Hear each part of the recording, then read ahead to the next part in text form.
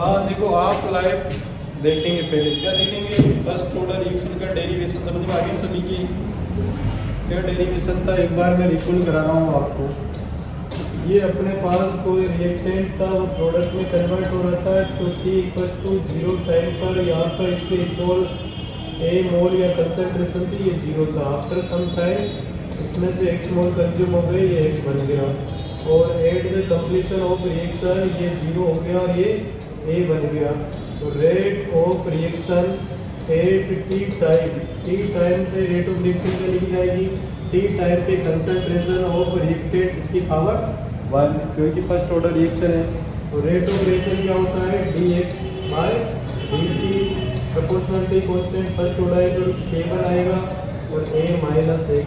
ये अपन अपने पास equation number first हो गई, इसका ग्राफ हमने देख लिया था। अब हम क्या करेंगे, ये x वाली टर्म एक तरफ रखेंगे और t वाली एक तरफ रखेंगे, क्योंकि अपने को x और t की वैल्यू निकालनी है, रिलेशन निकालना है x और t के बीच में। तो dx के अपोन में a-x आएगा, a-x अपोन में और k1 और इधर क्या आएगा dt। अब इस इक्वेशन 2 का बोथ साइड में हम इंटीग्रेशन करेंगे। इंटीग्रेशन करेंगे तो यहाँ इंटीग्रेशन लगा देते हैं, इसको बाहर निकाल देते हैं। तो 1/x का इंटीग्रेशन क्या होता है, a-x, क्योंकि ये पूरा 1/x है। डिवाइड में डिफरेंशिएशन होगा तो इसका क्या हो जाएगा, एक का 0 और इसका -1 इक्वल्स टू k1 dt का क्या हो जाएगा t + c। इंटीग्रेशन कांस्टेंट की वैल्यू निकालनी है, कब निकालनी है, जब t की वैल्यू 0 है। जब t 0 है, when t 0 है तो बताइए x क्या होगा, x भी 0 होगा। उस कंडीशन में यहाँ पे पुट करेंगे वैल्यू, ये 0 ये 0, तो c की वैल्यू क्या आ जाएगी, c की वैल्यू आ जाएगी -ln a आ जाएगी। अब ये c की वैल्यू इसमें पुट करेंगे, इसमें इक्वेशन नंबर थर्ड में पुट करेंगे तो अपने पास ln ये क्या हो गया, a-x equals to k1t - ln a हो गया। समझ में आ रही बात। अब इस वाले टर्म को इधर रखना है तो हम ऐसे लिख सकते हैं ln a-x equals to k1t। और log m - log n क्या होता है, ln a होता है। यहाँ से ग्राफ भी हम प्लॉट कर सकते हैं। समझ में आ रही बात। कौन सा ग्राफ, अगर मैं आपको ऐसे पूछ लूँ कि ln a-x और t के बीच में ग्राफ पुट करके बताओ मेरे को, तो मैंने ये पूछ लिया आपको कि आपको क्या करना है, ln a-x और t के बीच में ग्राफ प्लॉट करना है। बताओ कैसे प्लॉट करोगे। और दूसरी चीज़ मैंने पूछ लिया आपको, दूसरा जो ग्राफ प्लॉट करना है आपको वो करना ln a/a-x वर्सेज t के बीच में। पहला वाला कैसे ग्राफ प्लॉट करोगे भाई, ये y एक्सिस में दिखना चाहिए, तो y एक्सिस में दिखने के लिए इसको पॉजिटिव करना पड़ेगा और इसको नेगेटिव करना पड़ेगा। तो माइनस से मल्टीप्लाई करेंगे तो क्या हो जाएगा बताओ, ऊपर वाली जो टर्म है उसमें इसको y में दिखाना है ना, तो इसको इधर लाएंगे तो क्या हो जाएगा, ln a-x -k1t + ln a, इसे लिख सकते हैं ना। अब ये तो हो गया y और ये हो गया अपने पास t हो गया x और मल्टीप्लाई फैक्टर क्या हो गया a और इंटरसेक्ट ln a c हो गया। तो स्लोप क्या हो गया, स्लोप की वैल्यू नेगेटिव आ गई -ka और इंटरसेक्ट क्या आ गया, पॉजिटिव आ गया ना इंटरसेक्ट।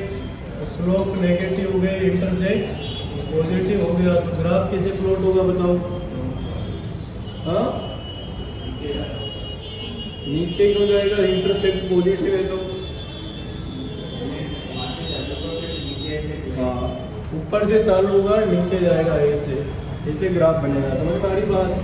ये अपने पास क्या हो गया, ये इंटरसेक्ट हो गया ln a और स्लोप ये अपने पास एंगल कौन सा हो गया, एंगल ग्रेटर देन 90 डिग्री हो गया। तो यहाँ पर स्लोप की वैल्यू क्या हो जाएगी, नेगेटिव आ जाएगी -k1 के इक्वल। है ना समझ में, नहीं आया, आ गया। इसका देखेंगे, इसका तो क्या होगा, डायरेक्टली प्रोपोर्शनल और ओरिजिन से स्टार्ट होगा क्योंकि इंटरसेक्ट इसमें 0 है। तो यहाँ पर क्या हो जाएगा, एम की वैल्यू किसके इक्वल आ जाएगी, A1 के इक्वल आ जाएगी। ये समझ में आ रहा है ग्राफिकल रिप्रेजेंटेशन? अरे आया या नहीं आया? आ गया।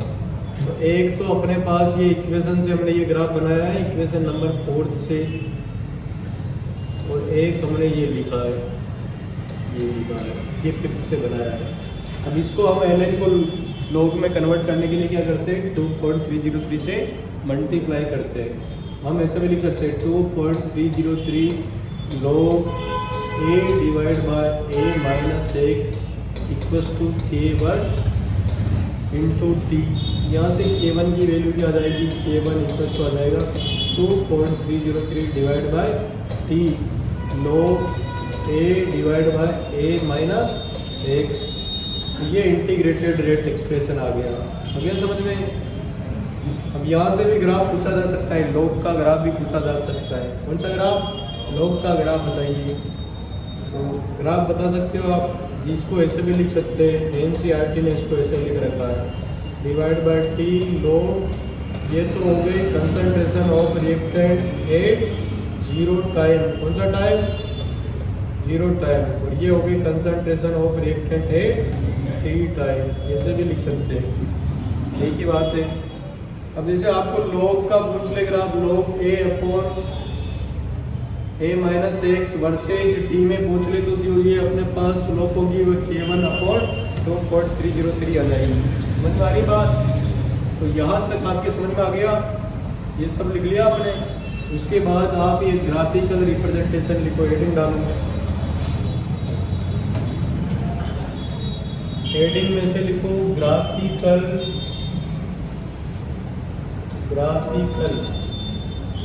Representation for first order reaction,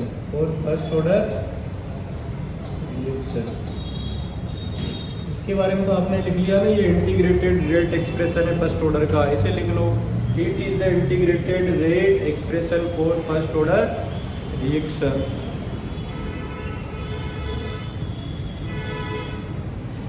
It is the integrated rate expression for first order reaction.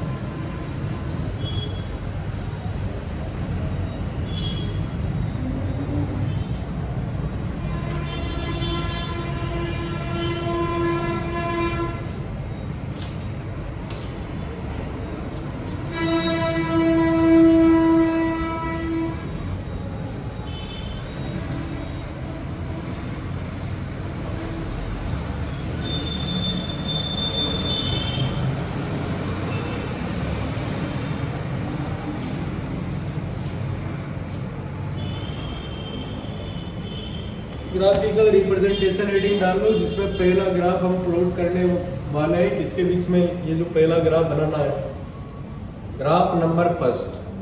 कौन सा ग्राफ है ये, फर्स्ट। किसके बीच में है, a ln A minus x versus time के बीच में, टी के बीच में, ये पहला ग्राफ। इसमें ये सब कुछ लिखना है। दूसरा ग्राफ किसके बीच में है, सेकंड ग्राफ है a ln a divide by a minus x versus t के बीच में, ये सेकंड ग्राफ है। इस ग्राफ का इंटरसेक्ट और स्लोप पता होनी चाहिए। यहाँ पर इंटरसेक्ट क्या आएगा, 0 आएगा, सेकंड वाले में आएगा ना 0।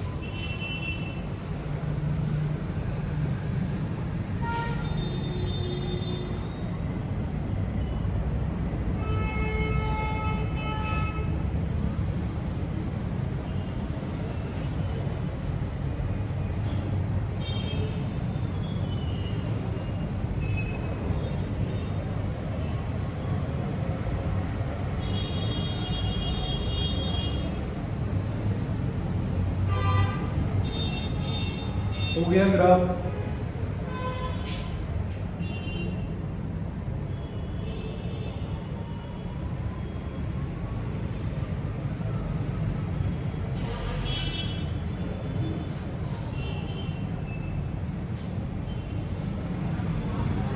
उसके बाद देखो ध्यान से, ऐसा भी हो सकता है ग्राफ नंबर 3। ग्राफ नंबर 3 क्या पूछा जा सकता है कि आप ग्राफ बताइए log a divide by a minus x versus t के बीच में। तो इसमें रिलेशन पता होना चाहिए, y एक्सिस में लिखना है।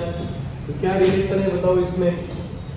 ये तो आपको किधर लिखना चाहिए, log जो पहली वाली टर्म है वह y एक्सिस में लिखनी चाहिए, और जो सेकंड वाला है वो किसमें दिखना चाहिए, x एक्सिस में। अब इसके बारे में आपको रिलेशन पता होना चाहिए। क्या रिलेशन होता है? हम तो इतना जानते हैं कि k1 इक्वल्स टू क्या होता है 2.303 divide bye t log a upon a minus x, ना पता है आपको। अब ये इसको y में दिखा रहा है तो इसको y की तरफ कर दें, तो इसको यही रहने देते हैं, y की वैल्यू को इधर भेज देते हैं। तो y की वैल्यू t इधर मल्टीप्लाई होगी, k1 मल्टीप्लाई बाय t, फिर 2.303 डिवाइड में आ जाएगा। तो ये ऐसे लिखा जा सकता है log a divide by a minus x equals to k1 t divide by 2.303। आ गया समझ में? अब देखो ये क्या बन गया अपने पास, ये बन गया अपने पास y, ये हो गया ना y, क्योंकि y equals to mx plus c के रूप में बनाएंगे तभी ग्राफ प्लॉट कर पाएंगे। और ये जो t है ये क्या बन गया x, और इसके जो चिपक के चल रहा है वो क्या है स्लोप a, और आगे कुछ नहीं है। तो आगे कुछ नहीं है तो इंटरसेप्ट की वैल्यू क्या है 0, प्लस में कुछ नहीं है ना तो 0 है। तो 0 है तो ओरिजिन से स्टार्ट होगा, और बताओ ये क्या हो जाएगा, नेगेटिव हो जाएगा या पॉजिटिव हो जाएगा? बताओ क्या होगा?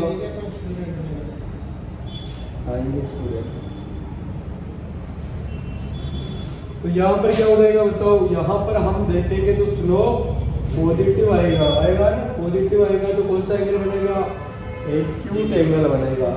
एक्यूट एंगल बनेगा जिसकी स्लोप क्या होगी, जिसकी स्लोप होगी k1 डिवाइड बाय, ये क्वेश्चन आ भी रखा है जेई मेंस में, इसे स्लोप दे रखी थी, इनके बीच में वैल्यू दे रखी थी, m की वैल्यू पूछ ली, तो m की वैल्यू को इसके इक्वल रखना था, फिर क्या निकालना था आपको, k1 निकालना था। समझ में आ गई बात? ये आ गया समझ में? तो ये तीसरा ग्राफ बन गया। तीसरा बोले तो चौथा है, वैसे एक तो dx अपॉन dt में आपने ऑलरेडी बना दिया है। अब हम आप लाइफ के बारे में डिस्कस करेंगे। किसके बारे में? आप लाइफ के बारे में डिस्कस करेंगे। तो आप लाइफ क्या होती है बताइए?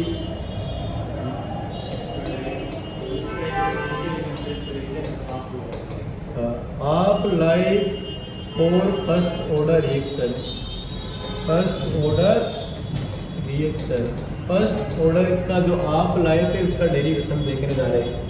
हमने आपको रिएक्शन अभी बताई कि रिएक्टेंट किस में जाता है, प्रोडक्ट में जाता है।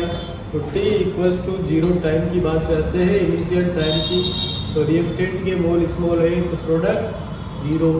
आफ्टर सम टाइम इसमें से x मोल खत्म हो जाते हैं, ये x बन जाता है। और रिएक्शन जब कंप्लीट होती है तो ये 0 हो जाता है और ये a बन जाता है। अब रिएक्शन में एक ऐसा भी टाइम आएगा t1/2 वाला, तब अपने पास रिएक्टेंट के इनिशियल मोल क्या हो जाएंगे, आधे कंज्यूम हो जाएंगे या आधे रिमेन रह जाएंगे। तो a में से a/2 जाएंगे, x की वैल्यू a/2 होगी तभी आधे रहेंगे, आधा प्रोडक्ट बन गया। तो हम ऐसा कंडीशन लगाना चाह रहे हैं, वह t इक्वल्स टू क्या लगा रहे हैं, t1/2। देन बताओ, देन x की वैल्यू क्या होगी, a/2। x क्या है बताओ? x ऐसे मोल है जो क्या हो रहे हैं, इस टाइम पीरियड पर प्रोड्यूस हो रहे हैं। समझ में आ रही बात? तो हम इसकी वैल्यू इसमें रखेंगे, इसमें रखेंगे। Put these value, put these value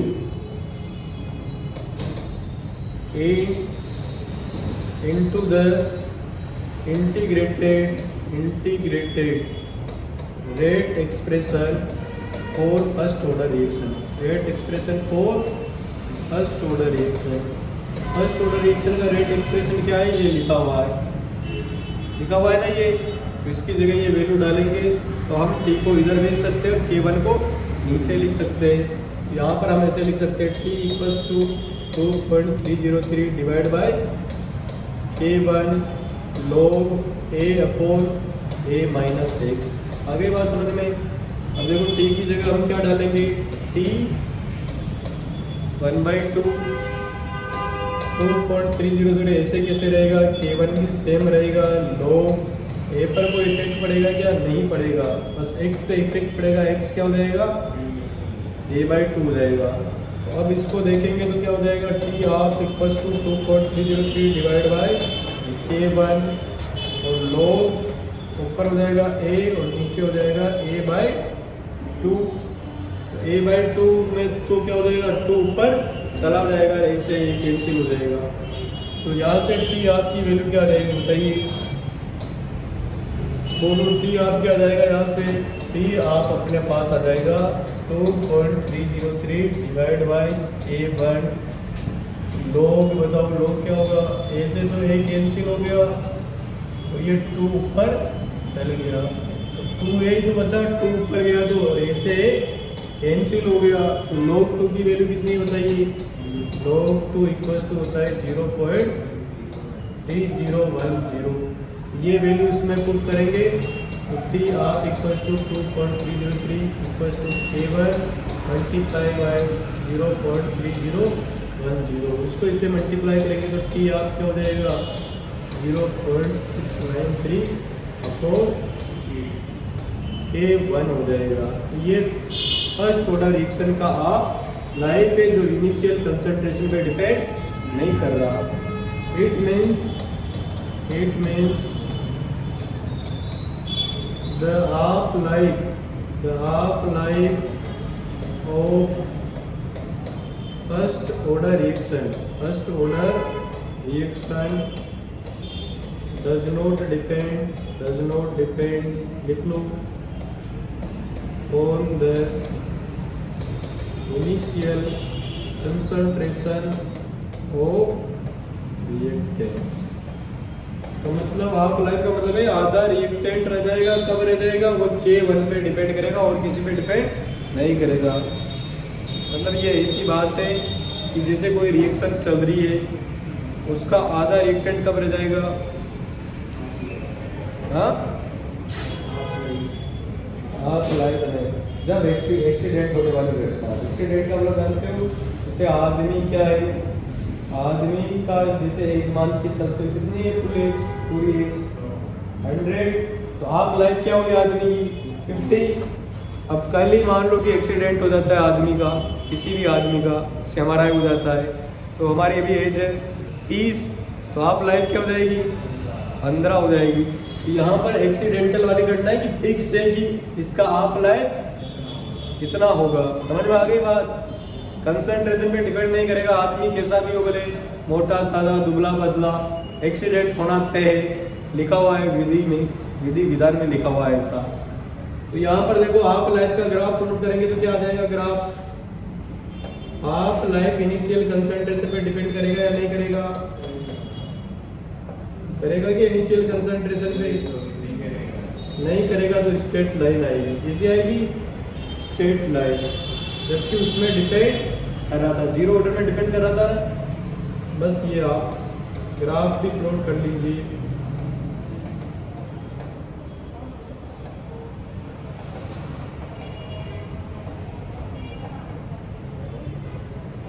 तो आ गया समझ में आपके। तो ये अपने पास 4th नंबर का ग्राफ हो गया, graphical representation of T of versus A.